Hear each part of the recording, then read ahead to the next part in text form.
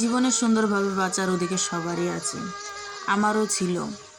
এখন আপনারা বলতে পারেন যে ছিল তার মানে এখন নাই, না আমার এখন আর বাঁচার ইচ্ছে নাই। কারণ সবার জীবনে কিছু না কিছু দুঃখ থাকে, আমারও কিছু দুঃখ আছে। হয়তো সবাই স্যাক্রিফাইস করে চলতে পারে জীবনে চলার পথে, আমার কেন জানি আর এখন আর সেরকম ইচ্ছাও নাই যে না আমি ছোটো থেকে আমি জেনে আসছি যে আমি ঘরের লক্ষ্মী। সবার মুখে মুখে শুনেছি আমি ঘরের লক্ষ্মী, কারণ আমার তিনটা চাচার মধ্যে আমি একমাত্র মেয়ে। আমার আর কোনো চাচার হলো মেয়ে নাই, তা আমি একাই মেয়ে। তো সবাই প্রায় খুশি দেখি যে আমি একাই মেয়ে। আর আমাকে হলো ছোটো থেকে সবাই খুব ভালোবাসে, চাচারা আব্বুরা সবাই খুব অনেক ভালোবাসলেও কিন্তু আমার মা বাবার মধ্যে কিন্তু হুটহাট ঝগড়াঝাটি লাগেই থাকতো। আর আমার ঝগড়াঝাটির কারণে কিন্তু আমি মায়ের কাছ থেকে অনেক দূরে থাকতাম। এখন আপনারা বলতে পারেন মায়ের কাছ থেকে দূরে থাকতাম কেন? মা হলো আমাকে রাখে, নানির বাড়িতে থাকতো অনেক দিন। ঝগড়া করে গেলে 1 মাস 2 মাস এভাবে পর আসতো, অনেক দিন পর আসতো। আর আমি থাকতাম আমার দাদা দাদির কাছে।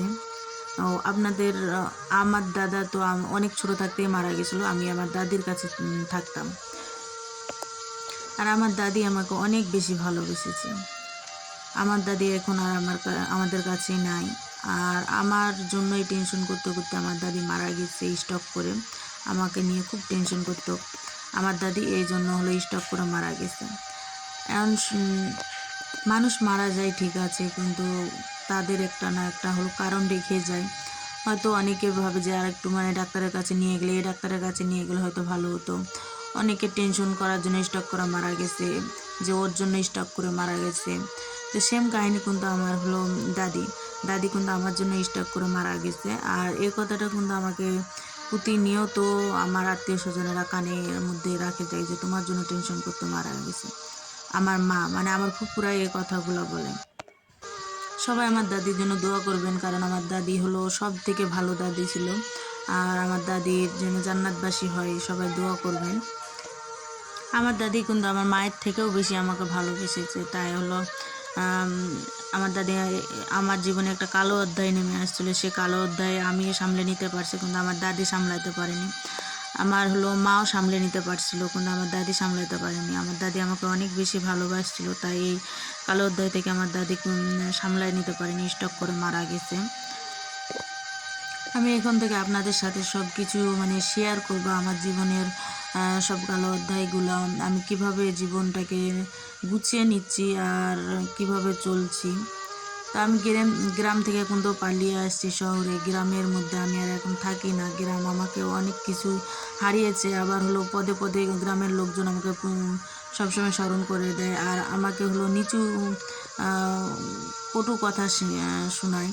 এজন্য আমি গ্রাম ছাড়ি কিন্তু চলে আসছি শহরে।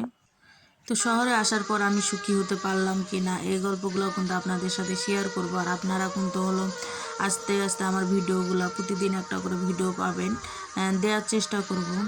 আর আপনারা আমার এই ভিডিওগুলো যদি ভালো লাগে তো শেয়ার করে দিন। আর আমি প্রথম যেহেতু অনেক দিন পর ভিডিও বানাচ্ছি, আর এই ভিডিওতে আমার কথাগুলো গুছিয়ে নাও হতে পারে, তো আপনারা সবাই কিন্তু ক্ষমা দৃষ্টিতে দেখবেন। আর আমার ভিডিওগুলো শেয়ার করে দিন যদি আপনাদের কাছে পছন্দ লাগে।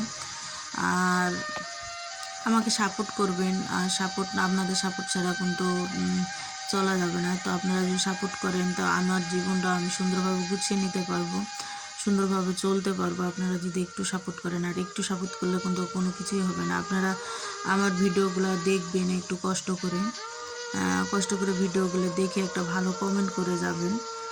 আর আমি চেষ্টা করব প্রতিদিন ভিডিও দিতে। আর আমার ভিডিওগুলো আস্তে আস্তে হয়তো ভালোভাবে গুছিয়ে কথা বলতে পারবো। অনেকদিন পর ভিডিও ছাড়ছি, এই জন্য গুছিয়ে কথা বলতে হয়তো একটু সমস্যা হবে।